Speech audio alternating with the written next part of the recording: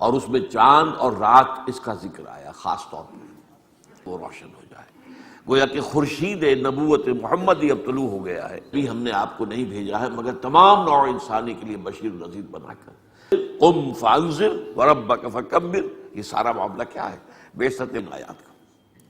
حضور صلی اللہ علیہ وسلم پر خورشید نبوت طلوع ہو گیا، فرما دیا تھا بدا الاسلام غریبا وسیعود کما بدا فطوبی للغرباء۔ خلافت راشدہ کے اختتام کے ساتھ ہی وہ جو زوال کے بھی جنگلوں میں نکل آتی ہے وہ، لیکن یہ جو میں آپ کے سامنے رکھ رہا ہوں، پھر میں عرض کر رہا ہوں، برابر کے شریع، یہ تین چیزیں ہیں جس کی بنیاد پر جو دین کا معاملہ، دین تو فرق کرتا ہے مسلم اور غیر مسلم میں۔ اسلامی ریاست جو ہے ظاہر بات ہے کہ وہ مسلمان جو ہے اس کا اصل شہری مسلمان ہے، اس لیے کہ وہ ایک نظریاتی مملکت ہے، آدھا خداؤں میں بڑا سب سے وطن ہے جو پیرہن اس کا ہے، وہ مذہب کا کفن ہے۔ تو یہ دجالیت کا ایک جو ہے پورے عالم انسانی کے اوپر۔ دوسرا، نحمدہ ونصلی علی رسولہ الکریم، اما بعد فقد قال اللہ تبارک و تعالی کما ورد فی سورۃ الانشقاق، اعوذ باللہ من الشیطان الرجیم، بسم اللہ الرحمن الرحیم، فلا اقسم بالشفق واللیل وما وسق والقمر اذا اتسق لترکبن طبقا عن طبق فما لهم لا یؤمنون۔ صدق اللہ العظیم۔ رب اشرح لی صدری ویسر لی امری واحلل عقدۃ من لسانی یفقہوا قولی۔ اللہم ربنا الہمنا رشدنا واعذنا من شرور انفسنا، اللہم ارنا الحق حقا وارزقنا اتباعہ وارنا الباطل باطلا وارزقنا اجتنابہ، اللہم وفقنا لما تحب وترضى، آمین یا رب العالمین۔ سورۃ المدثر کے درمیان میں اللہ تعالیٰ نے قسمیں کھائیں اور اس میں چاند اور رات اس کا ذکر آیا خاص طور پر۔ یہی معاملہ نظر آیا ہمیں سورہ انشقاق میں، اس کے بھی درمیان میں قسمیں کھائیں۔ عام طور پر قسمیں جو ہیں سورتوں کے شروع میں ہوتی ہیں، اگرچہ استثناءات ہیں اور بھی مثالیں اس کی ہیں، لیکن یہ ہے کہ عام طور پر قسمیں ہوتی ہیں شروع میں۔ والفجر وليال عشر والشفع والوتر قسمیں ہیں، اسی طریقے والعصر قسم ہے شروع میں ہے، والتین والزیتون وطور سینین وہذا البلد الامین۔ عام طور پر سورتوں کے آغاز میں قسمیں کھائی جاتی ہیں، لیکن کچھ اس کی استثناءات ہیں جن میں سے یہ دو مقامات بہت اہم ہیں، اور ان دونوں کے ضمن میں جو باتیں میں عرض کر رہا ہوں انہیں آپ تفسیر نہ سمجھیں، بلکہ وہ انٹیوشنل اور جو وجدانی ایک مجھے تاثر اس سے حاصل ہوا ہے وہ میں آپ کے سامنے بیان کر رہا ہوں۔ چنانچہ میرے نزدیک سورہ مدثر کی آیات میں بعثت محمدی صلی اللہ علیہ وسلم کا ذکر ہے۔ اس میں کیا فرمایا گیا؟ کلا والقمر، قسم ہے چاند کی۔ حضور کی بعثت سے پہلے جو ہدایت نبوت تھی وہ گویا کہ چاند کے مانند تھی۔ ابھی جیسا کہ آپ کو معلوم ہے، میں نے بیان بھی کیا تھا، تدریجاً نبوت کا ارتقاء ہو رہا تھا نبوت اور رسالت میں، تو وہ گویا کہ جیسے چاند کی روشنی ہوتی، چاند کی روشنی سورج کی روشنی کے سامنے تو کوئی حیثیت نہیں رکھتی، لیکن یہ ہے کہ وہ چاند کے مانند تھی۔ پھر ایک بڑی طویل رات آئی، اور وہ رات ہے 600 برس، جس میں کوئی نبی کوئی رسول دنیا میں موجود نہیں تھا، حضرت عیسیٰ علیہ السلام کے اور حضور کے مابین صلی اللہ علیہ وسلم۔ تو وہاں کلا والقمر واللیل اذ ادبر، اب جب کہ حضور کی بعثت ہوئی ہے تو وہ رات اب گویا کہ پیٹھ موڑ کر جا رہی ہے، اس کی روانگی ہے۔ والصبح اذا اسفر، اور قسم ہے صبح کی جب کہ وہ روشن ہو جائے، گویا کہ خورشید نبوت محمدی اب طلوع ہو گیا ہے، تو اب گویا کہ یہ سورج کے مانند ہے، یہ خورشید نبوت ہے۔ وہ چاند کا معاملہ تھا، یہ اب خورشید نبوت محمدی ہے، اور فرمایا نذیرا للبشر، للبشر، یہ خبردار کرنے کے لیے ہے پوری نوع انسانی کو، کسی قوم کو نہیں۔ اسی لیے جیسا کہ بعد میں واضح کیا گیا وما ارسلناک الا کافۃ للناس بشیرا ونذیرا، اے نبی ہم نے آپ کو نہیں بھیجا ہے مگر تمام نوع انسانی کے لیے بشیر و نذیر بنا کر۔ تو یہ گویا کہ چونکہ سورہ مدثر کے شروع میں حضور کی بعثت کا ذکر ہے، یا ایھا المدثر قم فانذر وربک فکبر، یہ سارا معاملہ کیا ہے؟ بعثت محمدی صلی اللہ علیہ وسلم کا۔ اسی طریقے سے یہ جو ہے جو میرا آج کا زیادہ موضوع ہے، اگرچہ پچھلے جمعے میں کچھ بیان کر چکا ہوں لیکن اس میں کچھ خلا رہ گئے تھے جنہیں میں آج پورا کروں گا۔ یہ جو قسمیں کھائی گئی ہیں، فلا اقسم بالشفق واللیل وما وسق والقمر اذا اتسق لترکبن طبقا عن طبق، وہاں بھی تین، یہاں بھی تین قسمیں، وہاں بھی رات اور چاند کا ذکر، یہاں بھی رات اور چاند کا ذکر، یہ سمجھیے مشابہت میں ہیں دونوں مقامات میں۔ اب اس کا پس منظر کیا ہے ان آیات کا؟ حضور صلی اللہ علیہ وسلم پر خورشید نبوت طلوع ہو گیا، لیکن اس کے بعد جلد ہی ایک زوال کا آغاز ہو گیا، جیسا کہ حضور نے خود فرما دیا تھا، بدا الاسلام غریبا وسیعود کما بدا فطوبی للغرباء۔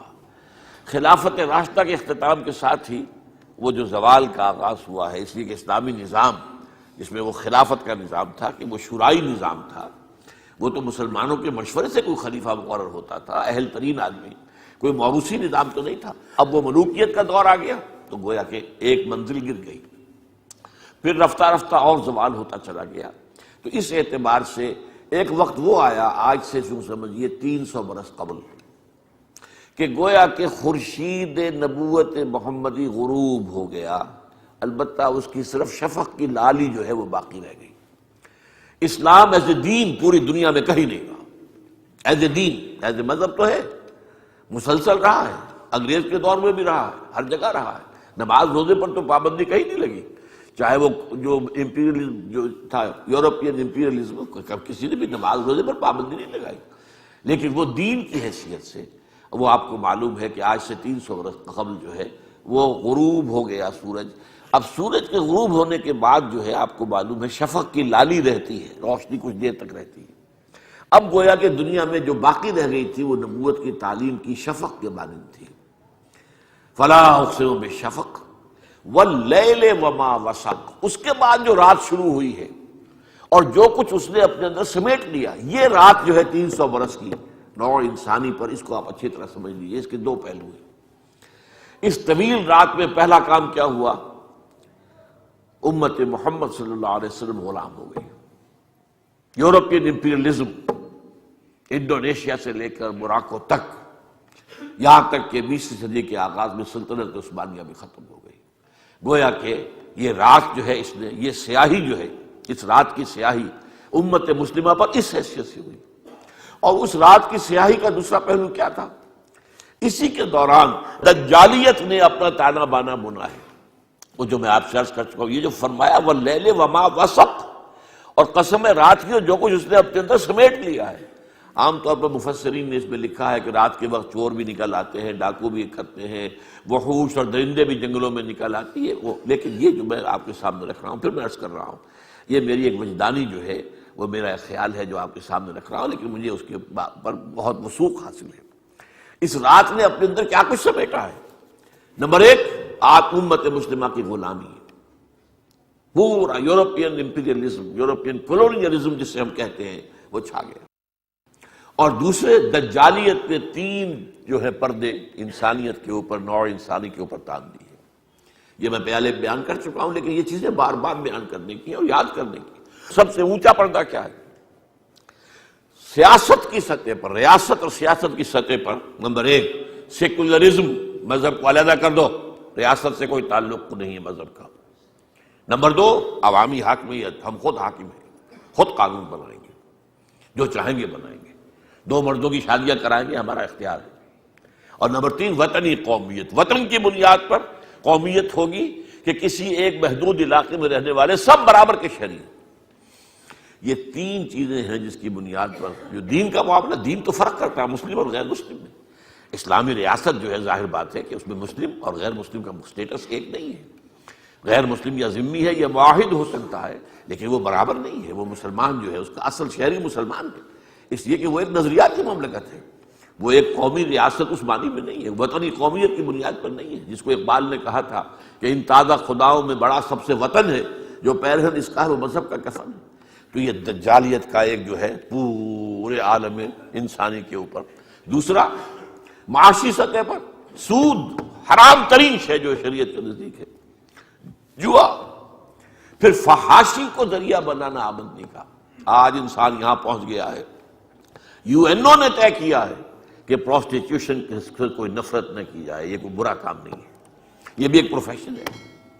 پروسٹیٹیوٹس مت کہو انہیں، دے آر سیکس ورکرس. جیسے کوئی اور ورکر ہوتے ہیں، کنسٹرکشن ورکرز ہوتے ہیں جو تعمیرات کے کام میں لگے ہوئے ہیں، اینٹیں ڈھو رہے ہیں یا کچھ اور کر رہے ہیں، یا وہ جو ہے تغاری کے اندر مسالہ ڈال کر جو ہے سیمنٹ وغیرہ کا وہ اوپر پہنچا رہے ہیں. تو ایسے ہی یہ کام انہوں نے اپنی جسمانی قوت استعمال کی، انہوں نے اپنا ایک جنسی عضو جو ہے وہ استعمال کیا، کمائی کر کے، اس میں کیا حرج کی بات ہے. تو اور منشیات، یہ چار چیزیں یہ جو ہے معاشیات کے ضمن میں یہ پوری دنیا کے اوپر اس کا تانا بانا ہے. تیسرا، معاشرتی سطح پر یہ شرم اور حیا، اس کی اقدار ختم، بے حجابی اور یعنی بے شرمی، بے حیائی. پھر عورت اور مرد کی مکمل مساوات، ہر اعتبار سے مساوی. پھر یہ کیا ہے، یہ خاندانی اقدار جو ہیں ان کو ختم کرو.